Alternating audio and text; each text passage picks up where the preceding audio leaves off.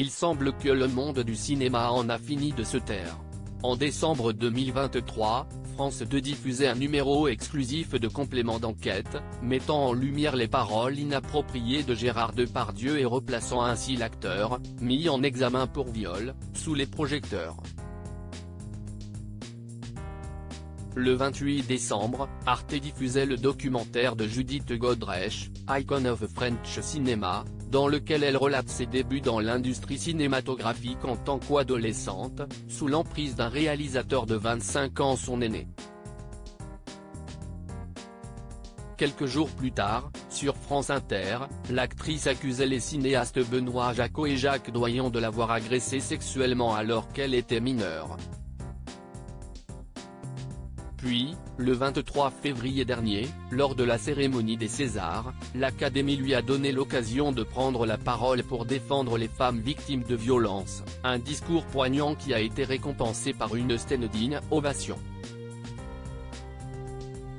Ce lundi 26 février, lors de son passage dans l'émission La Bande Originale, sa collègue Karine Viard a été invitée à réagir à ce discours.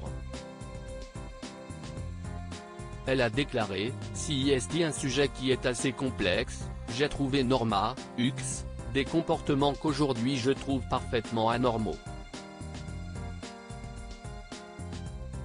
Cette normalité-là, elle existe, et moi, je peux en parler, parce que j'ai été victime de comportements totalement abusifs et inappropriés », avant d'ajouter, à la surprise générale, sur Potiche, je me suis fait peloter par Gérard Depardieu.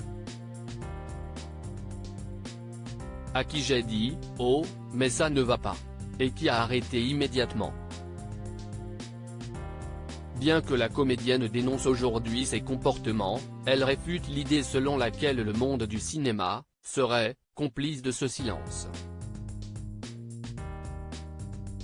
Je n'ai jamais pensé que la société devait me défendre, j'ai toujours pensé que moi, je devais me défendre, a-t-elle déclaré.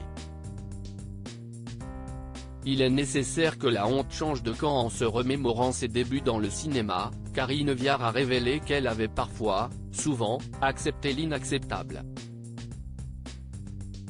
Toutefois, elle n'a pas gardé le silence par peur, mais parce que dans le monde d'avant, les choses fonctionnaient ainsi, il y avait aussi une forme de normalité.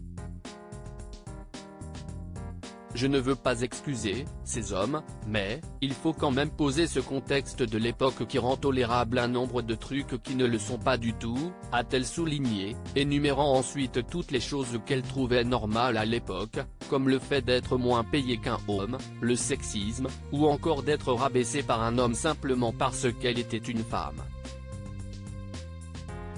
Mais les temps ont changé, et elle élève désormais sa voix, aux côtés de Judith Godrèche, il est nécessaire que la honte change de camp. Si est très important. Dans ce sens, elle a bien fait de parler.